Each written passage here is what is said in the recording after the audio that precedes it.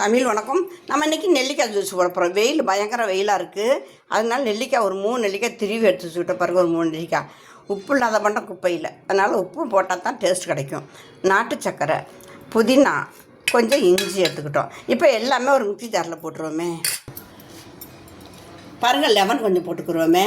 கொஞ்சம் நிறையா போடுறோம், அதனால் லெமனும் கொஞ்சம் புரிஞ்சு விட்டுக்குருவோம். போதும். தண்ணி இப்போ பாருங்கள், தண்ணி போட்டுக்கிறோமே. ஒரு அரை கொஞ்சமாக தண்ணி போட்டுக்கிடுவோம். போதும். இப்போ மூடிடுவோம். இதான் தங்கம். இப்போ மூடிட்டேன். இப்போ மிச்சிடும். நல்லா அரைச்சிட்டு கொஞ்சம் அரைச்சிடுவோம். இப்போ பாருங்கள், நல்லா அரைச்சிருச்சு. இப்போ இப்போ எடுத்து நம்ம வடிகட்டிடுவோமே. தண்ணி ஊற்றி கலந்துருவோம். இப்போ கலந்துட்டோம். இப்போ வடிகட்டிடுவோமே. நல்லா கலக்கிட்டோம் பாருங்கள். இப்போ வடிகட்டிடுவோமே. எடுத்துக்கிட்டு சூப்பர் தவம். சூப்பர். ஆமாம், அருமையான நெல்லிக்காய் ஜூஸ். இப்போ இன்னும் தண்ணி ஊற்றி இதையும் நல்லா அப்படியே வடிகட்டிக்கிட்டோம் பாருங்கள்.